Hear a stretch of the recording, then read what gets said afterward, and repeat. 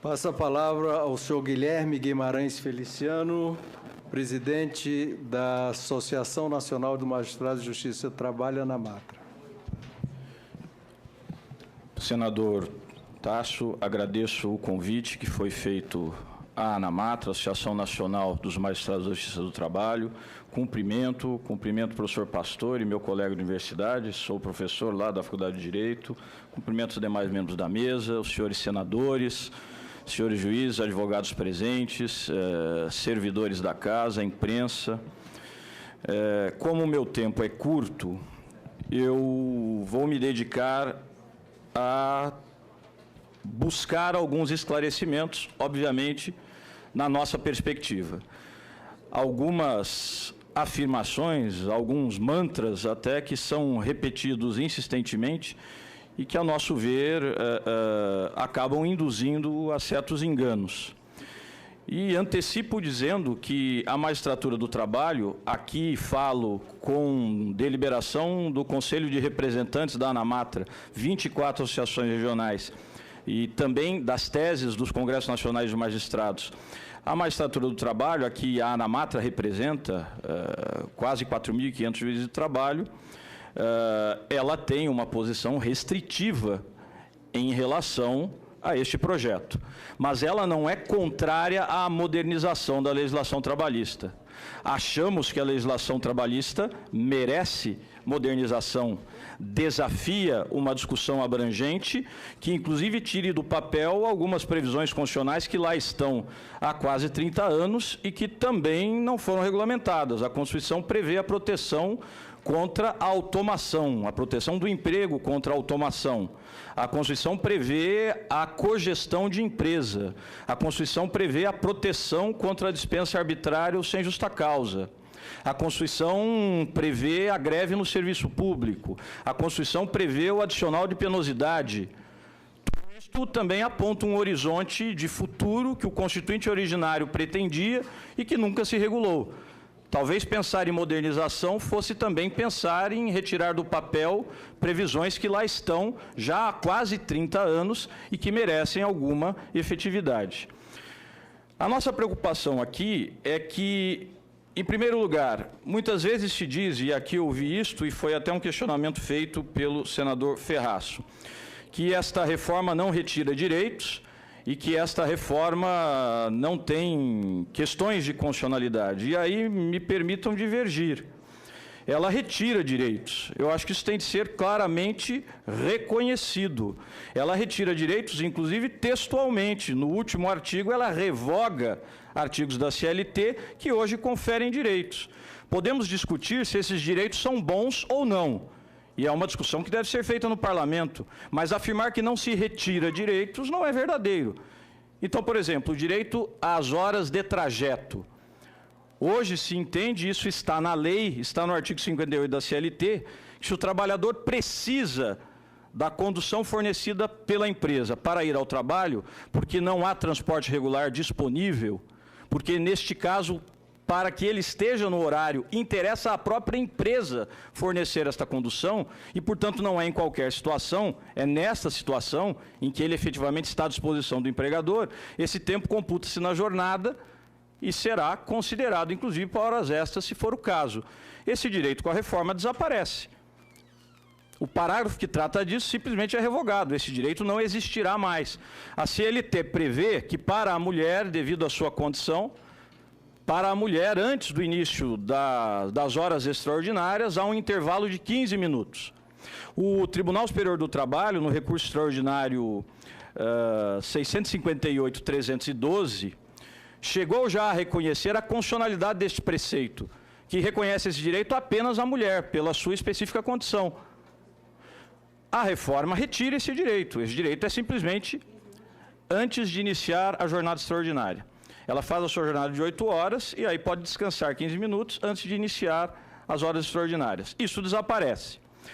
Afora isso, há esta questão que foi tão enfatizada nas falas anteriores, do negociado sobre o legislado. E aqui eu começo a falar de constitucionalidade, senador.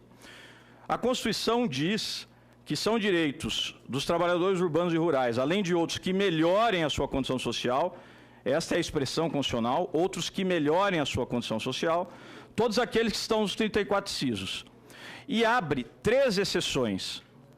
No caso de jornada, no caso de salário e nos chamados turnos ininterruptos de revezamento, é possível haver negociação coletiva, inclusive com redução, obviamente havendo compensações. Todos os que me antecederam disseram isto. Há de haver compensação, não é uma renúncia coletiva, mas é possível. Nesses 3 temas, são 3 incisos que referem quando a negociação coletiva pode negociar para pior, porque a regra é a do caput. Aqueles são os direitos mínimos, além de outros que melhorem a condição social.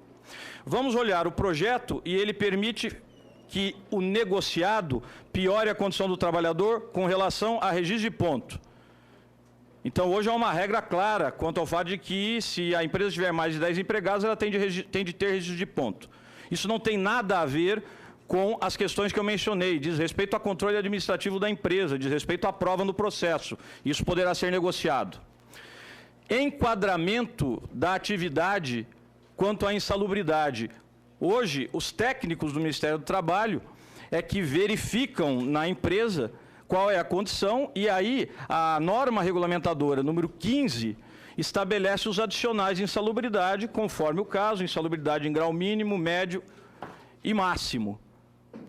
Pelo que está no projeto, independentemente da interferência de um técnico, a negociação coletiva poderá dizer que aquela atividade será enquadrada como de insalubridade mínima. Isso diz respeito à saúde do trabalhador. Permite a prorrogação da jornada, horas extraordinárias, em atividades insalubres, perigosas e penosas. Permite, na negociação coletiva, deliberar-se, mesmo que abaixo da lei, sobre salário por produtividade. No meu estado, eu sou de São Paulo, sou da 10ª região do trabalho, houve a necessidade de uma sentença judicial e uma ação civil pública para que se obstasse uma usina de continuar pagando cortadores de cana por produção. Porque em mais ou menos 10 ou 12 anos, o crescimento médio do corte de um trabalhador cresceu de 8 toneladas para 12 toneladas de cana. Já havia investigações abertas por conta de trabalhadores que morreram por exaustão. Como é que eu vou imaginar que se possa negociar isto livremente, sem os limites legais? Então, neste ponto, parece-me, há inconstitucionalidades. A Constituição prevê 3 hipóteses de flexibilização via negociação coletiva para menos. O artigo 611-A, como está proposto, estende este rol para uma imensa gama de hipóteses que não está na Constituição. Mais ainda, com relação à jornada, para não citar outras, mas essas me parecem as principais inconstitucionalidades. Está dito na Constituição que se pode negociar jornada mediante acordo ou convenção coletiva. Acordo ou convenção coletiva. E o limite constitucional é de 8 horas diárias, 44 semanais. Vem o projeto dizer que para a jornada 12/36 é possível haver acordo individual. Acordo individual. O limite constitucional é de 8 horas, admite-se negociação por convenção ou acordo coletivo, a reforma vem e diz que por acordo individual pode-se chegar a 12 horas.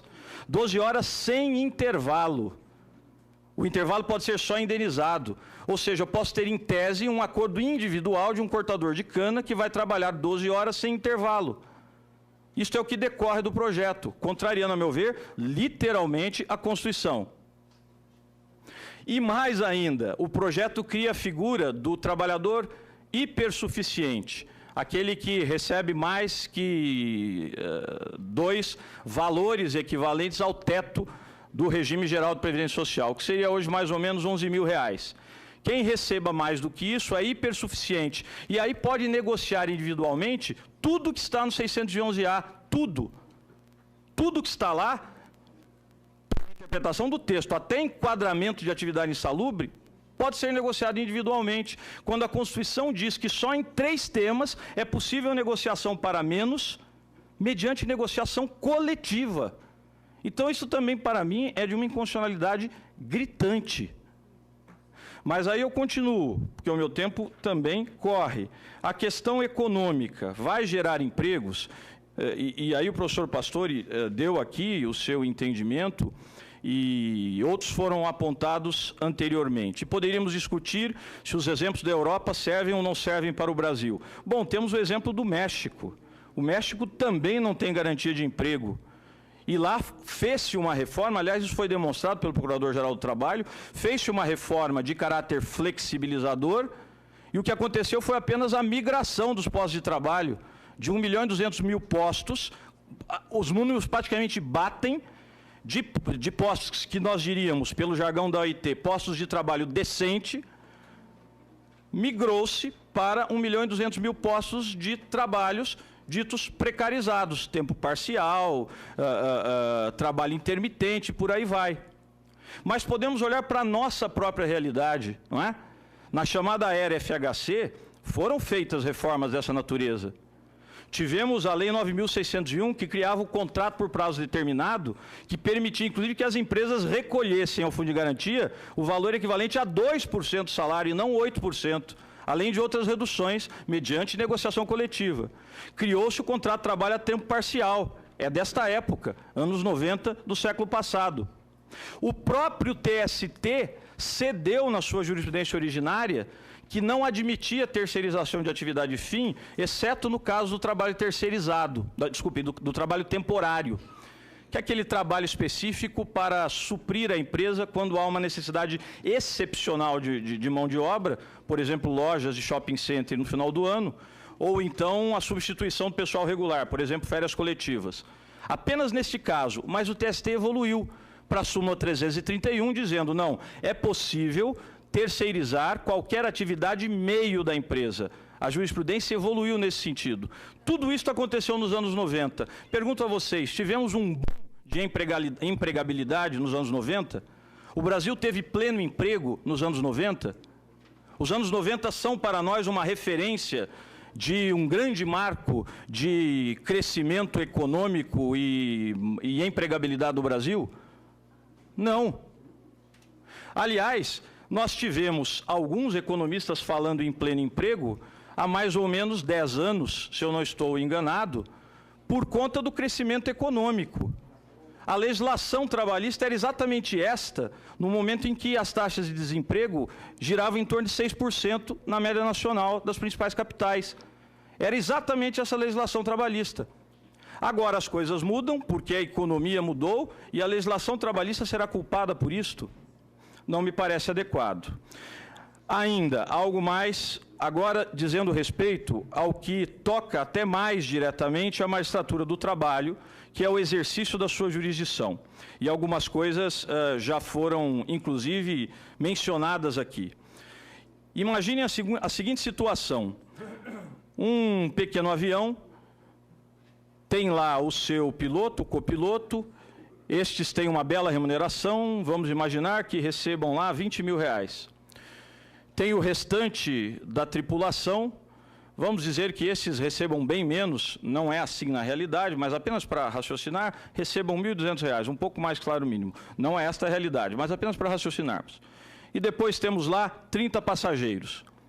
Vamos imaginar que por uma condição de estresse agudo que acomete piloto e copiloto, haja um acidente. Estou dando esse exemplo até para posicionar bem, estou supondo uma hipótese em que eu possa identificar, inclusive, culpa do empregador porque expôs os seus empregados a um estresse agudo. Muito bem, todos morrem, as famílias têm direito a indenizações. Os passageiros, os que pagaram passagem, irão à justiça comum. Lá o entendimento será de que a responsabilidade é objetiva e não haverá limites para os danos morais. A tripulação, ou seja, os que recebem salário, terão de vir à Justiça do Trabalho. E aqui haverá limite. Ou seja, o trabalhador, quem recebe salários, quem mantém vínculo de emprego e neste contexto se acidenta, é secundarizado no que há de mais importante no seu patrimônio jurídico, que é a vida. E a família terá, então, uma limitação de 50 salários contratuais. Pior, da tripulação, os que recebem, os familiares dos que recebiam até R$ 1.200 terão uma indenização máxima de R$ 60 mil, 50 salários contratuais. Os familiares de piloto e copiloto poderão ter uma indenização máxima de R$ 1 milhão, porque ele recebe R$ 20 mil. O que justifica isto? Todos morreram igualmente, num acidente igualmente horrível. Alguns terão limitação, outros não terão, e entre os que têm limitação, alguns terão direito, ou as famílias, a uma indenização maior, e outros a uma indenização menor, em função do que recebiam. Isto não faz o menor sentido. E aqui, me permita, senador Ferraz, há uma outra inconstitucionalidade, porque viola a independência técnica do juiz do trabalho. E essa inconstitucionalidade já foi reconhecida, inclusive, pelo próprio Supremo Tribunal Federal, quando julgou a lei de imprensa, a antiga lei de imprensa, da década de 60, 1967, e a considerou integralmente não recepcionada pela Constituição de 88, entre outras razões, porque tarifava dano moral. É exatamente o equívoco que este projeto comete, e aqui incorre também em inconstitucionalidade. Ainda mais 2 pontos com relação à jurisdição, ao processo do trabalho. Algumas discriminações que surgem na lei e que, para nós da ANAMATRA, são inexplicáveis. Hoje, na Justiça Comum, no processo civil, não há mais necessidade de que o interessado inicie o processo de execução.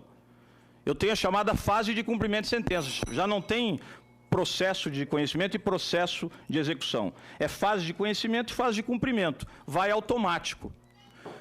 Sempre foi assim no processo do trabalho. Desde 1943, o juiz do trabalho impulsionava de ofício a execução. Não havia necessidade do trabalhador requerer isto, porque, afinal, é um crédito alimentar. O processo civil trouxe isso do processo do trabalho e se modernizou. Agora, a título de modernização, a CLT vai retroceder para dizer, não, no processo do trabalho, para ter início a execução, tem de haver pedido formal. Havendo a condenação, o trânsito e o valor liquidado, hoje criou-se um instrumento formidável na Justiça do Trabalho, que é o Banco Nacional de Devedores Trabalhistas. Não existia, criou-se. Se deve estar transitado em julgado, inscreve-se. Por alguma razão, o projeto inclui uma previsão de que o juiz do trabalho, e apenas ele, isso não existe mais em nenhuma justiça, mesmo após crédito liquidado e transitado, terá de aguardar 45 dias para tomar qualquer providência nesse sentido com relação à dimensão do crédito do devedor. Qual é a razão disto? A questão das custas, e aí termino, senador, que foi referida aqui. Hoje, se o trabalhador tem benefício da justiça gratuita, ele não paga custas. Não é assim só da Justiça do Trabalho, é assim em todo o ramo da justiça. Agora, na Justiça do Trabalho, pelo que está no projeto, o trabalhador, se for condenado em custas, para reingressar com a sua ação trabalhista, tem de recolher essas custas, mesmo se for beneficiário da justiça gratuita, a não ser que a falta se deva a um motivo legal. Motivo legal na CLT são os motivos de falta ao trabalho. É se ele adoecer, é em caso de nojo, esse tipo de situação. Ora, e se por acaso houver uma greve de ônibus? E se por acaso ele não conseguir chegar à empresa porque houve uma manifestação pública nas ruas contra a reforma trabalhista? Aí ele não pode ingressar novamente porque não é um motivo legal, é um motivo ponderoso, é um motivo razoável, mas não é um motivo legal. E se, por acaso, ele, por exemplo, foi acometido por uma doença, artigo 15º, inciso 35 da Constituição, inconstitucionalidade, a meu ver, cabal. Então, há inconstitucionalidades, há problemas, volto a dizer, teríamos caminhos para progredir? Teríamos. Acho que o que foi referido aqui, essa perspectiva de, em havendo negociação coletiva quanto à jornada e salário, se estabelecer obrigatoriamente uma estabilidade de 1 ano, é excelente. É excelente. O problema é que situações como essa são absolutamente episódicas, raríssimas no projeto todo. E é por isso que nos parece deve ser discutido um outro projeto, em uma outra perspectiva, que contemple, inclusive, esses direitos constitucionais sociais previstos há mais de 30 anos e nunca regulamentados. Para finalizar, realmente, quando se fala em modernização, pensa-se em futuro, em caminhar para frente. Meus caros, o direito do trabalho nasce, isso tem em qualquer livro de faculdade, no início do século XIX, com o chamado Peel Act, Health and Moral Apprentice Act, lei para os aprendizes de proteção à saúde e à moral, saúde. Então havia uma situação terrível na Inglaterra com relação à condição dos apprentices, dos aprendizes nas fábricas de algodão, nas fábricas têxteis de algodão, adoeciam e morriam, e se percebeu que havia de se fazer uma intervenção do Estado para que houvesse mínimos, patamar civilizatório mínimo. O que esta primeira lei trabalhista na história veio a prever? Janelas, porque essas fabriquetas se instalavam em porões e não tinha nem ventilação.